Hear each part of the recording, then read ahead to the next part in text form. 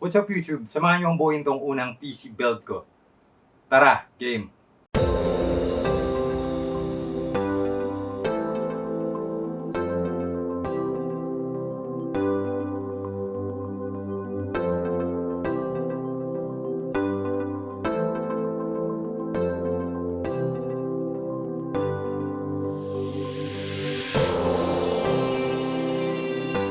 So para saan ba tong PC build na to? Nag-focus kasi ako para sa gaming. Previously, naglalaro ako ng Assetto Corsa. Kaso yung PC ko nag-hang. So nag-decide ako mag-upgrade ng PC. So, ano ba meron sa build natin? Simulan natin sa AMD RYZEN 5 3600 para sa CPU. Naghanap ako ng video card na swap para sa CPU na to. Kaya ang nakita ko ay ang AMD Radeon 5700 na pwedeng mag-gaming ng Assetto Corsa, Counter-Strike, COD. Mga common games na nilalaro ng mga gamers ngayon. At ang advice ng mga guru ay huwag magtitipid sa ating power supply. Ito ay isang CX750M na CORSAIR power supply. Kaya 750 kasi ang Radeon 5700 ayon sa website nila, it requires 750, at least 750 watts ng power. So, dito tayo nagsettle. Ngayon, lalagyan din natin siya ng 2TB na SEAGATE Barracuda 7200 RPM na HDD. By the way, meron na pala akong existing solid state drive. Ito yung Samsung SSD Evo 860 250GB. Galing siya sa lumang computer ko. Ita-transfer lang natin dito sa bagong build na computer. So, lalagyan natin siya ng dalawang 8GB na KINGSTON HYPERX RGB memory. So, a total of 16GB. CPU casing fans na RGB rin. Tapos, ilalagay natin siya lahat sa isang Micro ATX case. Charm 2 crystal. Front panel niya is glass. At meron siyang see-through side panel na gawa sa acrylic. Ano pa ba? Tara, buuin na natin.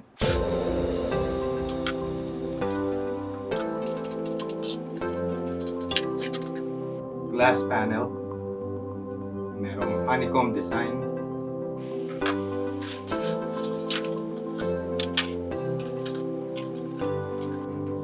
See-through acrylic side panel.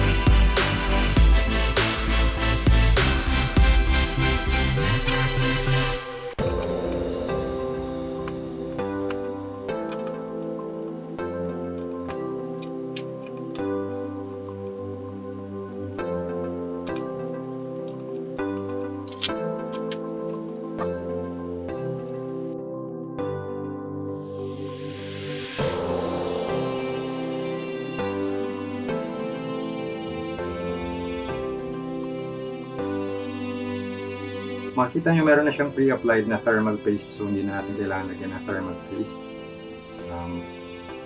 So let's do this.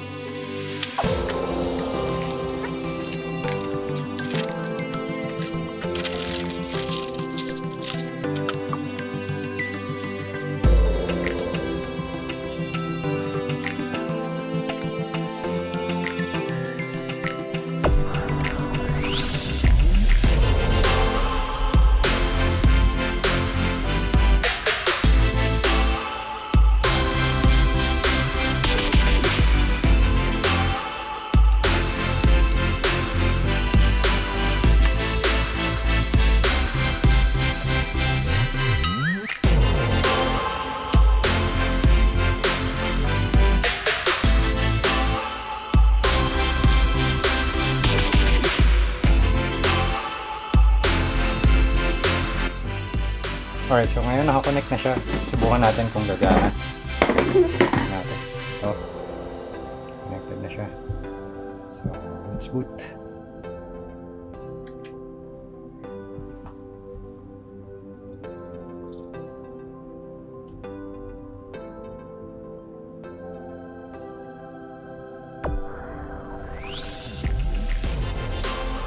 Okay, so yan, gumana siya.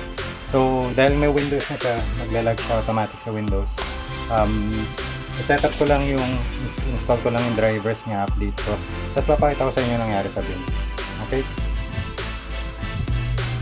Alright, so ito na yung build ko with the updated drivers. So, makikita nyo yung screen, yung replay ng aking hot lap sa Assetto Corsa competition. And, yeah, I hope you like this video. Sa mga hindi pa nagsasubscribe, huwag kalimutang mag-hit ng subscribe button at ang bell notification icon para huwag kayong makamiss ng aking mga videos. Kung meron kayong mga katanungan o mga suggestion about this build, huwag magkatubiling maglagay ng comment at sasagutin natin yan hanggat maaari. Okay, maraming salamat. Hanggang sa muli.